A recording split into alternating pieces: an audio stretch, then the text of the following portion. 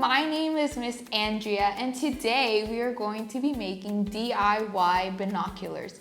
You can use these at a zoo or even a safari. The first things that you need to have is 2 pair of toilet rolls, yarn, crayons or markers, and tape. So the first thing that we are going to do is decorate our toilet rolls that are going to be our binoculars.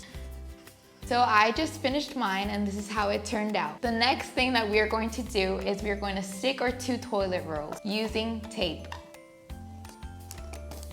And this is how it's supposed to come out. Our next step is to make the strap for our binoculars that goes around our neck. For this, you will need 2 holes on each side. You will need a hole puncher or a pair of scissors. If you need help, look for your parent. Next, I will need my string and I will cut it as long as I need to. And now we're going to put the string inside the hole and make a knot. And this is it. You put the string around your neck and we are done. Now your binoculars are ready. I really hope you enjoyed this video and this activity. I'll see you next time.